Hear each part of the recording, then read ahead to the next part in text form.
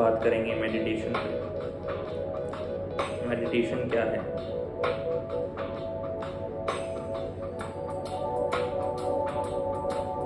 देखिए, हमारे अंदर एक ऐसी, उसका नाम नहीं ले सकते, ऐसी स्थिति है, ऐसी मनोस्थिति तो है नहीं वो,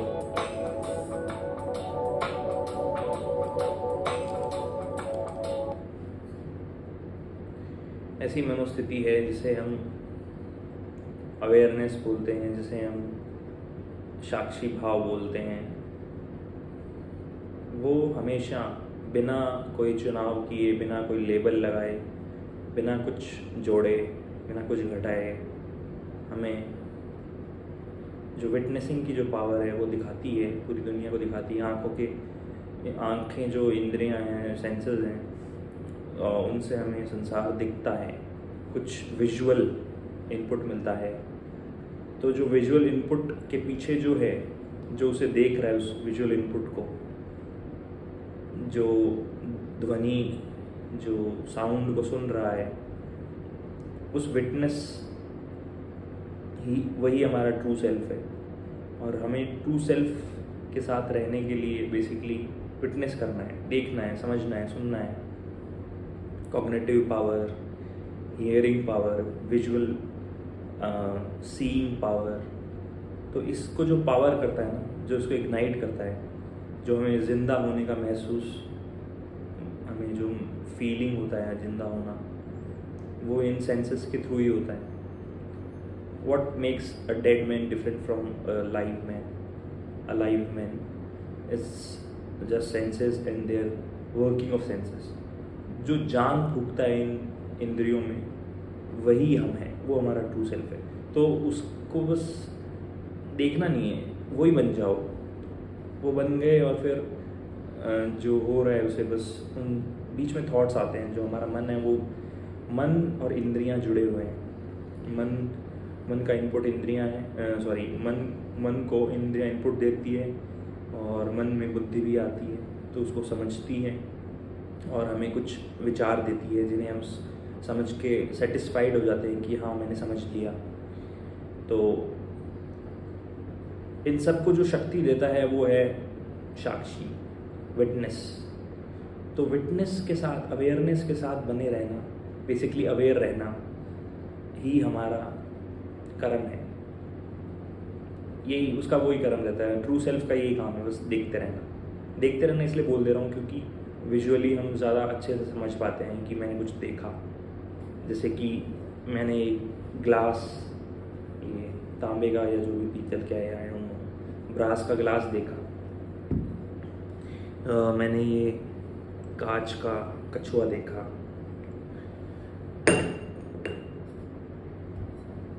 तो इसको जो शक्ति दे रहे हैं देख पाने को, वो है विटनेस, वो है साक्षी। तो मेडिटेशन क्या है?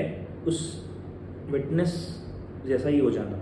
वही हैं हम, लेकिन हमारी कंडीशनिंग, हमारी जो इंद्रियों ने जो हमें इनपुट दिया है, उससे जो हमने एक खाका बनाया है एक दुनिया का, उसने हमें एक सब्जेक्टिव मी तैयार कर दिया है, उसको ईगो बोलते हैं। तो उस ईगो में बेसिकली बॉडी माइंड है। तो बॉडी माइंड को हम खुद मान के we keep experiencing and we keep seeing that till we are alive we will look into it, will live. तो हम जब तक जिंदा रहते हैं, हमें ऐसा लगता है कि हम देख रहे हैं, हम सुन रहे हैं, हम खा रहे हैं, पी रहे हैं, सोच रहे हैं, समझ रहे हैं। लेकिन जो उसको शक्ति दे रहा है ना, उस पावर के साथ रहना, वो शक्ति ही हो जाना, ये मेडिटेशन है। और ये कैसे करते हैं? एक दिन में नहीं होगा, धीरे धीरे आप अवेयर रहें, थॉट्स आते हैं, आने दीजिए। किसी के साथ जुड़ना नहीं है। देख रहे हैं, देख लीजिए, काम कर रहे हैं, काम कर लीजिए, म्यूज़िक सुन रहे हैं, म्यूज़िक सुन लीजिए, वीडियो बना रहे हैं, वीडियो बना लीजिए, वीडियो नहीं बना रहे हैं, सो रहे हैं, सो लीजिए, ड्रीम कर लीजिए, ड्रीम। सब ये हो रहे हैं, इवेंट्स, एक्सपीरियंसेस हैं, इनको होने दीजिए। इनके पीछे है विटनेस, वो आप हैं, वही आप हैं। तो ये रियलाइज़ करना एनलाइटनमेंट है। जब आपको पूरा रियलाइज़ हो जाएगा कि मैं ही अटेंटिव बीइंग हूँ, मैं ही अटेंशन हूँ, तो आप इनसे मुक्त हो जाएंगे।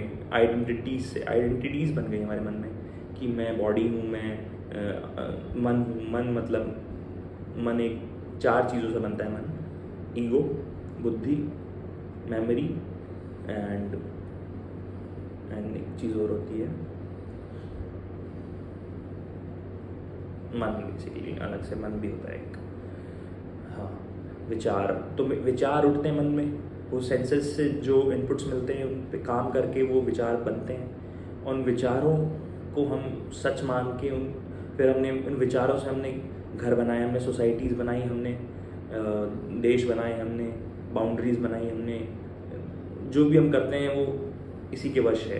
कुछ लर्न कर लेते हैं हम, फिर उस लर्निंग को यूज़ करके हम कुछ बिल्ड करते हैं और इसी में अपना जीवन बिता देते हैं। तो जो थियोरीज़ हैं हिंदुइज़्म में है, बुद्धिज़्म में है, हिंदुइज़्म में है खासकर, कि पिछले जन्म का कर्म का खाका, उससे प्रारब्ध बनता है। मतलब basically what our karma deposit is will decide our future karmas or future actions. So meditate करके हमें मिलता क्या है? हम ऐसी स्टेट में रहते हैं जब हम पूरे टाइम अटेंशन में रह रहे हैं। हम सेंसेस जो हमें जहाँ ले जा रहे हैं वहाँ नहीं जा रहे हैं। हमें जो विचार जहाँ ले जाना चाह रहे हैं हम वहाँ नहीं जा रहे हैं। नहीं जाना है कोई बड़ी बात नहीं है कि मैं विचार को मैंने नहीं पकड़ा, मैंने विचार के साथ नहीं गया, ये कोई बड़ी बात नहीं है। लेकिन अवेयर रहना, हमेशा प्रेजेंट मोमेंट में बने रहना कि आई एम प्रेजेंट। हम अपने बीइंग को महसूस नहीं कर पाते हैं कि हाँ मैं अभी हूँ। अभी हूँ का अर्थ है बियॉन्ड टाइम, क्योंकि टाइम को इक्वेशन में लाते ही विचार भी आ जाता है। टाइम और विचार एक ही है। टाइम बेसिकली क्वांटिटी में मेजर करने के लिए चेंज हो, और विचार भी वही है, वो कुछ लर्निंग है। चेंज का ऑब्जर्वेशन है विचार, उसका एक सॉलिड फॉर्म है जो हमारे मन में दिखता रहता है हमें। तो थॉट का यूनिट है टाइम। तो उस यूनिट को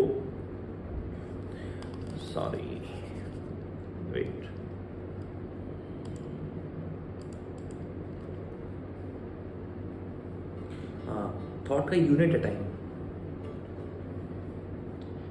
तो उस यूनिट के साथ अगर हम पूरा जीवन, जो कि एक टाइम फ्रेम ही है बेसिकली हम टाइम में अगर बने रहेंगे, बियॉन्ड टाइम सोचने के लिए हमें और वह टूल नहीं हमारे पास, हमें प्रेजेंट में रहना पड़ेगा।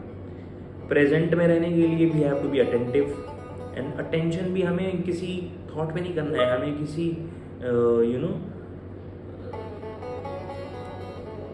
किसी थॉट के ऊपर जो बिल्ड हो के जो एक्शन है उस पर नहीं करना है।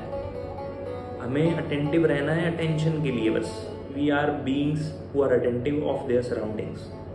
सराउंडिंग में बहुत सब्जेक्ट्स हैं, उन सब्जेक्ट्स के साथ चिपकना नहीं है, उन सब्जेक्ट्स के साथ बने नहीं रहना है। Subjects are of no use, are futile. So that is the thing. So meditation हमें सेपरेट कर देता है बॉडी माइंड कॉम्प्लेक्स से, और हमें अटेंशन जो हमारा सही स्वरूप है, सही असली स्वरूप है, उसके साथ बनाए रखता है मेडिटेशन इज लाइक क्वेश्चनिंग